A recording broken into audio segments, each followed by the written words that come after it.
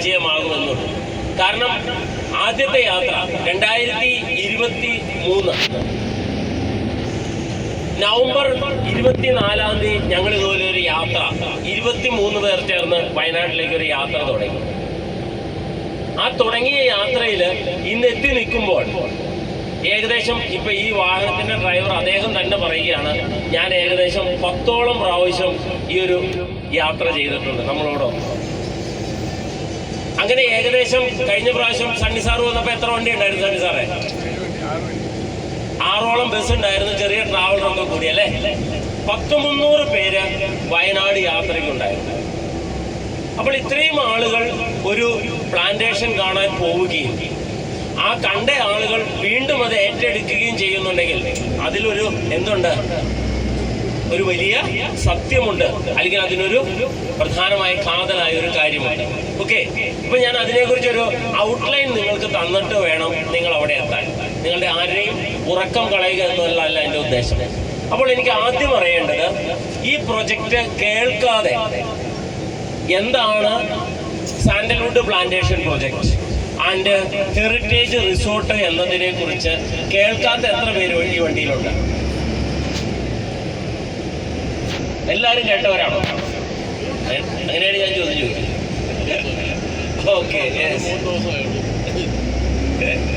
അതൊന്ന് പ്രോഗ്രാമിൽ വന്നിട്ടുണ്ടായിരുന്നു. ഓക്കെ, നമ്മുടെ എറണാകുളം പ്രോഗ്രാം അല്ലെങ്കിൽ സ്റ്റേറ്റ് ബേസ് ഉള്ള അവയർനെസ് പ്രോഗ്രാം അറ്റൻഡ് ചെയ്യാത്ത ആരെങ്കിലും ഉണ്ടോ ഇതിനകത്ത്? ഞാൻ ഒന്ന് ഡീറ്റെയിൽ ചെയ്യാൻ വേണ്ടിയിട്ടാ. ഓക്കെ, വന്നിട്ടുണ്ടല്ലേ.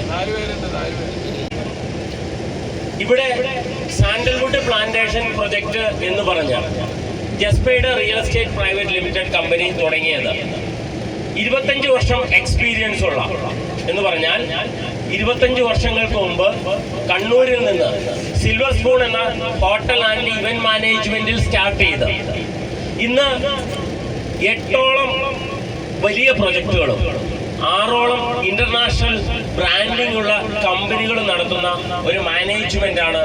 ആ മാനേജ്മെന്റിന്റെ 5ാമത്തെ കമ്പനിയാണ് ജസ്പേഡ് റിയൽ എസ്റ്റേറ്റ് പ്രൈവറ്റ് ലിമിറ്റഡ്. ആ കമ്പനിയുടെ പ്രൊജക്റ്റ് ആണ് ലോകത്ത് ഏറ്റവും വിലയുള്ള മരങ്ങളിൽ 2ാമത്തെ മരമായ ചന്ദനം. ലോകത്തെ ഏറ്റവും വിലയുള്ള മരം ഏതാണെന്ന് പറയുമോ? African black wood. അത് 1 കിലോയുടെ വില 8 ലക്ഷം രൂപയാണ്. നിങ്ങൾ സേവ് ചെയ്ത് വെച്ചോ. അതിനുശേഷം നിങ്ങൾ ഞാനീ പറയുന്ന ബേസിക് നോട്ട്സ് എല്ലാം നിങ്ങൾ എന്ത് ചെയ്യണം? ഗൂഗിളിൽ സെർച്ച് ചെയ്ത് നോക്കണം.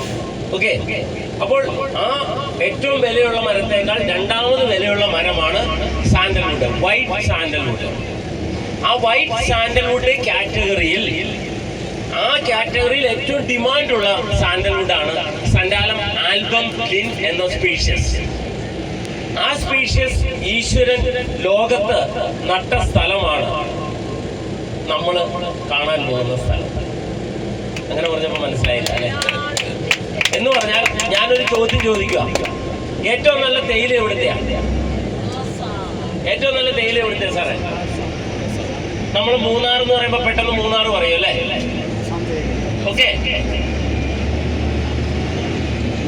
എന്തുകൊണ്ടാണ് ആസാമിൽ നമ്പർ 1 തേയില അല്ലെങ്കിൽ ആസാം ഡാർജിലിംഗ് നമ്പർ 1 തേയില ഉണ്ടാവാൻ കാരണം?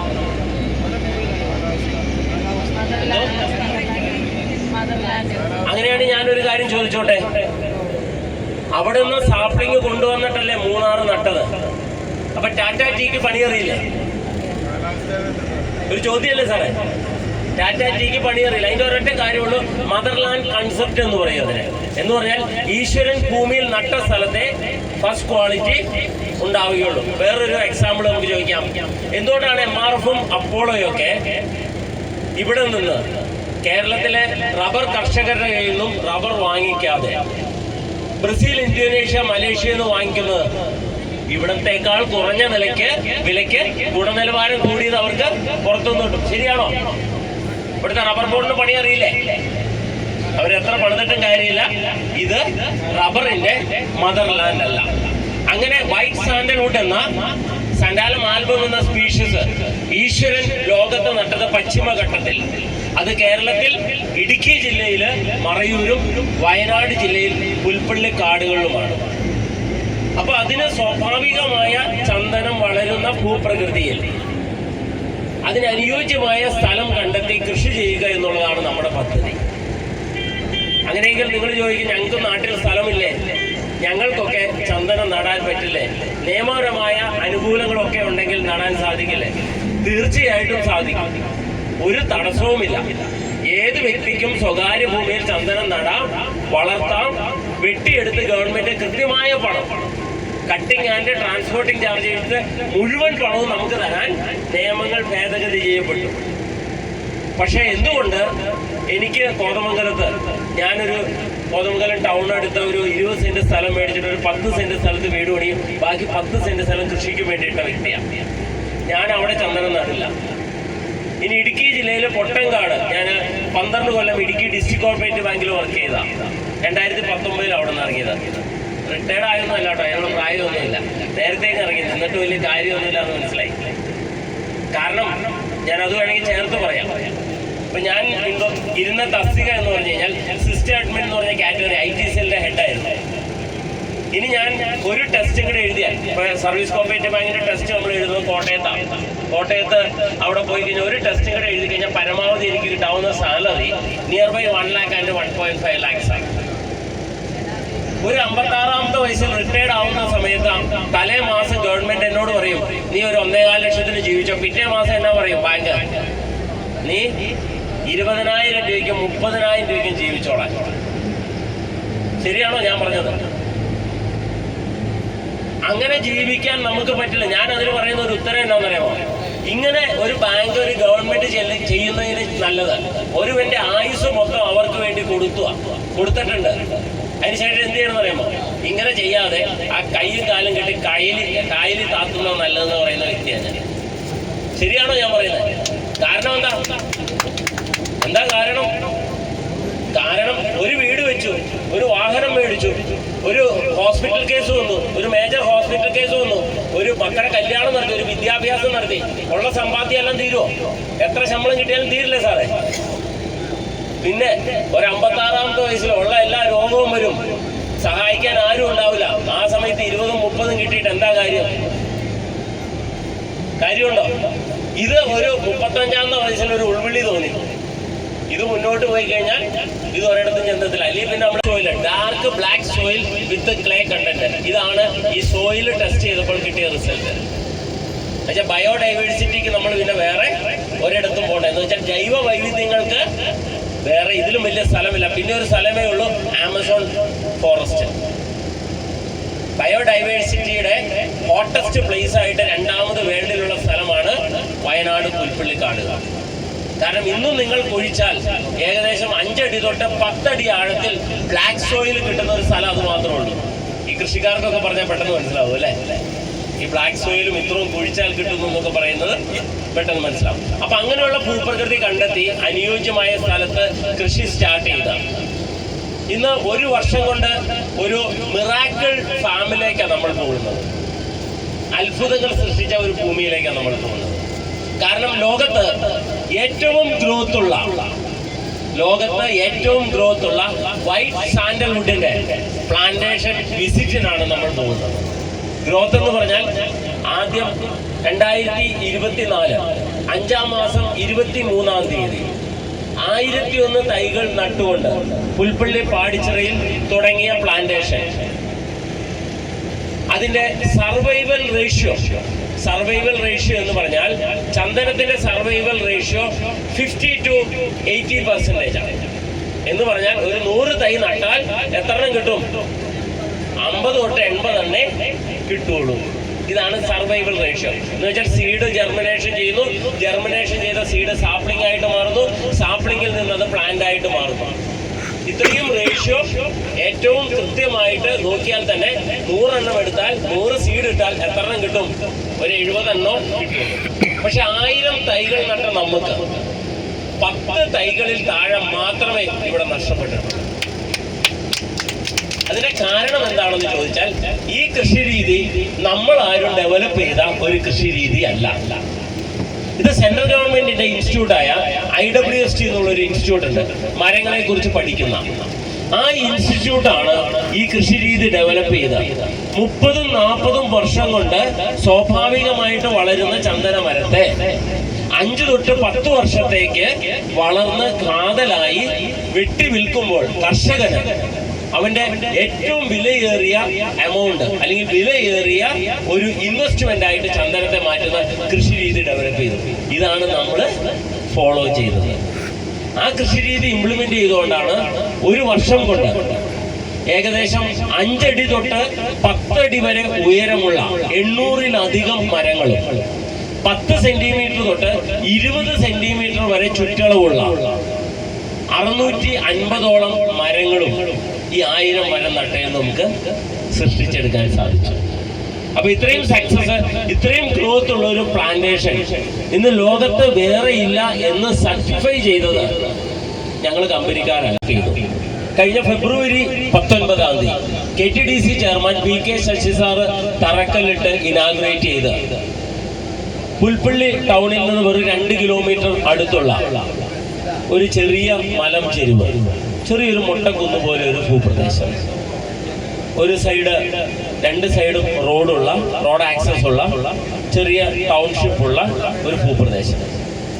അവിടെ 10 ഏക്കറോളം സ്ഥലം എടുത്ത് അതിൽ ഫെറോ ടെക്നോളജിയുള്ള മഡ് പാക്ക് ഹൗസുകൾ, ഗുഹാ വീടുകൾ 90 എണ്ണം നിർമ്മിച്ചുകൊണ്ട് അത് 1460 ചന്ദന മരങ്ങൾക്ക് നടുവിലാകുമ്പോൾ ഇവിടെ ടൂറിസം മേഖലയുടെ ഒരു പുതിയ വിപ്ലവമാണ് നമ്മൾ സൃഷ്ടിക്കാൻ പോകുന്നത്. കാരണം ചന്ദനത്തെ നമുക്കറിയാം ഏറ്റവും കൂടുതൽ ഓക്സിജൻ എമിഷൻ ചെയ്യുന്ന അല്ലെങ്കിൽ ഓക്സിജൻ കിട്ടുന്ന ഔഷധ ഗുണമുള്ള ഒരു മരമാണ്. അതിന്റെ നടുവിൽ താമസിച്ചുകൊണ്ട് നമുക്ക് മഡ് പാക്ക് ഹൗസ്, ഈ ഗുഹാ വീടുകൾ എന്ന് പറഞ്ഞാൽ മണ്ണുകൊണ്ട് പാക്ക് ചെയ്ത വീടുകളാണ്, മണ്ണുകൊണ്ട് നിർമ്മിച്ചതല്ല, കോൺക്രീറ്റ് കൊണ്ട് നിർമ്മിച്ച് മഡ് പാക്ക് ചെയ്ത വീടുകളാണ്. അപ്പൊ നാച്ചുറോപ്പതിക്ക് യോഗ്യമാവുന്ന രീതിയിൽ, നാച്ചുറോപ്പതി തെറാപ്പി കിട്ടുന്ന രീതിയിൽ ഓക്സിജൻ കൂടുതലുള്ള അറ്റ്മോസ്ഫിയറിൽ താമസിച്ചുകൊണ്ട് സാൻഡൽവുഡ് ഓയിൽ ഉപയോഗിച്ചിട്ടുള്ള അരോമ തെറാപ്പി, പൗഡർ ഉപയോഗിച്ചുള്ള ഫേഷ്യലിങ്, മസാജസ് ഒക്കെ ചെയ്യുന്ന ട്രീറ്റ്മെന്റോടുകൂടി ഹെർബൽ ടൂറിസമാണ് ഇന്ന് നമ്മൾ ലോകത്തിന് മുമ്പിൽ ആ പ്രൊജക്റ്റിലൂടെ വയ്ക്കുന്നത്. അപ്പൊ ആ പ്രൊജക്റ്റ് ഇന്ന് കോടിക്കണക്കിന് രൂപ മുടക്കി ചെയ്യുമ്പോൾ അത് കോടികളുള്ള കോടീശ്വരന്മാരെ ചെയ്ത് നമ്മൾ കണ്ടിട്ടുള്ളൂ. പക്ഷെ ഇവിടെ ഓരോ സാധാരണക്കാരനും ഈ പ്രൊജക്ടിന്റെ ഭാഗമാകുവാനുള്ള ഒരു പദ്ധതി കമ്പനി ഒരുക്കിയിട്ടുണ്ട്. അത് നമുക്ക് നിങ്ങൾക്ക് എല്ലാവർക്കും ഇപ്പൊ ഇതിൽ ഹെറിറ്റേജ് റിസോർട്ടിന്റെ പാർട്ട്നേഴ്സ് ആയിട്ടുള്ളവരൊന്ന് കൈപൊക്കാമോ? അവിടെ ഒരു കൈയുണ്ടല്ലേ. ഞാൻ 60 ലക്ഷം രൂപയുടെ ഒരു റിസോർട്ട് അതിന്റെ പകുതി മേടിച്ചതാണ് ആളാണ്. ഏകദേശം 30 ലക്ഷം രൂപ കൊടുത്ത് ഞാൻ പകുതി ഒരെണ്ണം മേടിച്ചു. നിങ്ങൾ പോയി കാണുമ്പോൾ ഈ പറയുന്ന ഇത്രയും ഗ്രോത്ത് ഉള്ള പ്ലാന്റേഷനും 3ാമത്തെ പ്ലോട്ട് എൻ്റെ വൈഫിന്റെ പേരിലുള്ള പ്ലോട്ടാണ്. ഞാനിത് ചെയ്തതിന് ശേഷം അല്ലെങ്കിൽ എൻ്റെ ഈ ഒരു കർഷക സംഘത്തിന്റെ കുടുംബത്തിലേക്ക് നിങ്ങളും ഒരു അംഗമാകാൻ 15 വർഷം നമുക്ക് ഒന്നിച്ച് ഈ വിജയകരമായ ഈ പദ്ധതിയിൽ മുന്നോട്ട് പോകാനാണ് ഞാൻ എല്ലാവരെയും ക്ഷണിക്കുന്നത്. അല്ലെ ഞാൻ മാറി നിന്നിട്ട് അഭിപ്രായം പറയുന്ന ഒരാളല്ല. ഈ പ്രൊജക്ട് ഞാൻ ഏറ്റെടുത്ത് എൻ്റെ കയ്യിലെ പണം മുടക്കി അത് ആധാരം ചെയ്ത് സ്വന്തമാക്കി ആണ് ഈ പ്രൊജക്ട് നിങ്ങളോട് പറയുന്നത്. ഓക്കെ, അപ്പോൾ ആ ഒരു റിസോർട്ട് പ്രൊജക്റ്റും ഇതിനോടുണ്ട്. ഈ സ്ഥലങ്ങൾ ഏകദേശം നമ്മൾ 1500 ഏക്കർ പ്രൊജക്ടിന്റെ 120ഓളം ഏക്കർ ഡെവലപ്പ് ചെയ്തുകൊണ്ടിരിക്കുന്നു. അതിൽ 15ഓളം ഏക്കർ സ്ഥലത്ത് പ്ലാന്റേഷൻസ് ഉണ്ട്. നമുക്ക് സമയത്തിന്റെ ഒരു ക്രമീകരണം പോലെ, യാത്രയുടെ ഒക്കെ ഇതുണ്ടാവും, ക്രമീകരണം പോലെ നമ്മുടെ വർക്ക് പോകുന്ന ഷെഡ്യൂൾ കൂടി ഞാൻ നിങ്ങളോട് പറയാം. രാവിലെ ഒരു നിയർ ബൈ 6:30, 7 o'clock നമ്മളവിടെ എത്തും. യാത്രയുടെ ഒക്കെ ബുദ്ധിമുട്ട് വെച്ചിട്ട് നിയർ ബൈ എത്തും. അപ്പൊ നമുക്ക് ഫ്രഷപ്പ് ചെയ്യാനുള്ള സംവിധാനങ്ങളുണ്ട്. ഹോട്ടലിൽ അതിനുള്ള സംവിധാനം അറേഞ്ച് ചെയ്തിട്ടുണ്ട്. അതിനുശേഷം ബ്രേക്ക്ഫാസ്റ്റ് ഉണ്ടാകും. അതിനുശേഷം നമ്മൾ ഫസ്റ്റ് നമ്മുടെ ഈ ഒരു ഏറ്റവും ഗ്രോത്ത് ഉള്ള നമ്മൾ പ്ലാന്റേഷൻ വിസിറ്റ് ഒക്കെ ചെയ്ത് അവസാനം ഒരു ഉച്ചയോടുകൂടി നമ്മൾ റിസോർട്ടിന്റെ കൺസ്ട്രക്ഷൻ നടക്കുന്ന ലൊക്കേഷനിൽ എത്തും. അതിനുശേഷം നമ്മളൊരു ലഞ്ച് അവിടെ നമ്മളൊരു ഹോട്ടലിൽ അവിടെ അറേഞ്ച് ചെയ്തിട്ടുണ്ട്. നമ്മുടെ പ്രോഗ്രാം നടത്തുന്നതോടുകൂടി അറേഞ്ച് ചെയ്തിട്ടുണ്ട്. അവിടെ നമ്മൾ ലഞ്ച് കഴിച്ച് നമ്മളെല്ലാവരും കൂടി ഒരു ഡിസ്കഷൻ നടത്തി ഇതിനെക്കുറിച്ചുള്ള ഒരു ക്ലാരിറ്റി വന്ന് നമ്മൾ അതിനുശേഷം ഒരു ചായയൊക്കെ കുടിച്ച് അവിടെ നിന്ന് നമ്മൾ പിരിയുന്നതാണ് നമ്മുടെ പദ്ധതി. അതാണ് നമ്മുടെ യാത്രയുടെ ഒരു ട്രാവൽ പ്ലാൻ. അതാണ്. ഓക്കെ, അപ്പൊ അങ്ങനെ നമ്മൾ തിരിച്ച് ഒരു ഏകദേശം 12 മണി 1 മണിയോട് കൂടി ഏകദേശം തിരിച്ച് നിങ്ങൾക്ക് ഇവിടെ എത്താൻ സാധിക്കും. ഓക്കെ. അത് ഏകദേശം മനസ്സിലായല്ലോ അല്ലേ? ഈ ട്രാവൽ പ്ലാൻ മനസ്സിൽ കിട്ടിയല്ലോ അല്ലേ? ഇനിയിപ്പോ വേറെ ടെൻഷൻ ഉണ്ടാവില്ല, ഇനി എപ്പോൾ തിരിച്ചു വരും, എപ്പോൾ പോകും, അവിടെ പോയിട്ട് എന്തൊക്കെയാണ് ഉള്ളതെന്നുള്ളത് അല്ലേ? Okay, right. അപ്പൊ അതുകൊണ്ട് ഞാൻ ഇപ്പോൾ പറഞ്ഞ കാര്യങ്ങളിൽ എന്തെങ്കിലും ഡൗട്ട്സ് ഉണ്ടെങ്കിൽ ചോദിച്ചാൽ നമുക്ക് ക്ലിയർ ചെയ്യാം. ഇല്ലെങ്കിൽ എന്റെ ഈ ഒരു ശല്യം ഞാനിപ്പോൾ ഒഴിവാക്കി നിങ്ങളെ ഉറങ്ങാൻ വിടുന്നതായിരിക്കും. അല്ലെങ്കിൽ പാട്ടുകാർക്ക് മദർ ട്രീസി എന്നുള്ള സീഡാണോ എന്ന് നമ്മൾ ആദ്യം മനസ്സിലാക്കണം. എന്ന് പറഞ്ഞാൽ ഇപ്പൊ നിങ്ങൾക്ക് അവിടെ ചെന്ന് കഴിയുമ്പോൾ 1 വർഷം പ്രായമായ സാധാരണ ചന്ദനം ഫ്രൂട്ട്ഫുൾ ആവണമെങ്കിൽ അല്ലെങ്കിൽ കായ ഇടണമെങ്കിൽ ഏകദേശം 2 തൊട്ട് 3 വർഷം എടുക്കും. പക്ഷെ നമ്മുടെ പ്ലാന്റേഷൻ കൃഷി രീതി കൊണ്ട് 1 വർഷം കൊണ്ട് വരെ പൂവിട്ട് അതിനകത്ത് കായ ഉണ്ടായിട്ട് ഈ കായ എടുത്ത് ജെർമിനേഷൻ ചെയ്ത് സാപ്ലിംഗ് ആക്കി മാറ്റാൻ സാധിക്കും. പക്ഷെ അത് വെച്ച് ചന്ദനം നട്ടാൽ അല്ലെങ്കിൽ അത് വളർന്നാൽ അതിലെന്തുണ്ടാവില്ല? ഹാർഡ്വുഡ് ഉണ്ടാവില്ല. ആ ഹാർഡ്വുഡിൽ ഓയിൽ കണ്ടന്റ് കുറവായിരിക്കും. ആ ഓയിൽ കണ്ടന്റ് എക്സ്ട്രാക്ട് ചെയ്തെടുക്കുമ്പോൾ അതിന്റെ മെഡിസിനൽ വാല്യൂ ആയ ആൽഫ ബീറ്റ റേഷ്യോ കുറവായിരിക്കും. എന്ന് വെച്ചാൽ അതിൽ നിന്ന് കിട്ടുന്ന സാധനത്തിന് ഒരു ഗുണമുണ്ടാവില്ല. വെട്ടിക്കൊടുത്താൽ 1 രൂപ പോലും കിട്ടില്ല. അതുകൊണ്ട് നമ്മൾ സീഡ് കളക്ട് ചെയ്യുന്നത് ഇന്ന് സ്വാഭാവിക ചന്ദനക്കാട് നിലനിൽക്കുന്ന അല്ലെങ്കിൽ അതിന്റെ പ്രൊഡക്റ്റ് മാർക്കറ്റ് ചെയ്യുന്ന ഏക സ്ഥലം മറയൂരാണ്. മറയൂര് ഡിപ്പോയിൽ ചെന്നാൽ അവിടെ മദർ ട്രീസി എന്നുള്ള സീഡ് കിട്ടും. എന്ന് പറഞ്ഞാൽ 84 ഹെക്ടർ മറയൂരുള്ള ചന്ദന ഫോറസ്റ്റിൽ ഏകദേശം 55,000-ഓളം ചന്ദന മരങ്ങളാണുള്ളത്. അതിൽ 5000-ഓളം മരങ്ങൾ മാത്രമേ 100 വർഷം മുകളിൽ പഴക്കമുള്ള മരങ്ങളുള്ളൂ. ആ മരത്തിൽ നിന്ന് ട്രൈബൽസ് സ്പെഷ്യലി പിക്ക് ചെയ്യുന്ന സീഡ്സ് അവിടെ ലേലത്തിന് വെച്ചിട്ടുണ്ട്. ഏകദേശം 20,000 സീഡാണ് ഒറ്റ ലേലത്തിൽ എടുക്കാൻ പറ്റുള്ളൂ. ഒരൊറ്റ പാക്കറ്റാണ് 20,000 സീഡാണ്. 20,000 സീഡൊക്കെ എടുക്കാൻ കഴിവുള്ള നേഴ്സറിക്കാരൊന്നും ഇന്ന് കേരളത്തിൽ ഉണ്ടോ എന്ന് സംശയമുണ്ട്. എന്തെങ്കിലും ആവട്ടെ. പക്ഷെ അവരൊക്കെ കൂടുതലും കളക്ട് ചെയ്യുന്നത് കർണാടകയിൽ നിന്നൊക്കെയാണെന്നുള്ളത് നമുക്ക് നേരിട്ട് മനസ്സിലാക്കാൻ സാധിച്ചിട്ടുണ്ട്. അതുകൊണ്ടാണ് ഞങ്ങൾ ആരുടെയും കയ്യിൽ നിന്ന് മേടിക്കാത്തത്, ഈ നേഴ്സറിക്കാരുടെ കയ്യിൽ നിന്ന് മേടിക്കില്ലാത്തത്. അതിന് ഞങ്ങൾ ചെയ്തത് നേരിട്ട് ലേലം വിളിച്ചെടുത്ത് ജെർമിനേഷൻ ചെയ്തു. നിങ്ങൾക്ക് അവിടെ വന്നാൽ നമ്മുടെ നേഴ്സറി ഞങ്ങൾ കാണിച്ചു തരും. എല്ലാ പ്ലാന്റേഷനെയും നടുക്ക് നമ്മുടെ നേഴ്സറി ഉണ്ട്, സെക്യൂരിറ്റി റൂമിന്റെ എല്ലാ ഫെസിലിറ്റീസും ഉണ്ട്. ഓക്കെ, അപ്പൊ അവിടെ നമ്മൾ ജെർമിനേഷൻ ചെയ്ത് അത് സാപ്ലിംഗ് ആക്കി മാറ്റും. ആ സാപ്ലിംഗ് ഹോസ്റ്റ് പ്ലാന്റോടുകൂടി നട്ട് വളർത്തുന്നതാണ് നമ്മുടെ രീതി. ഓക്കെ.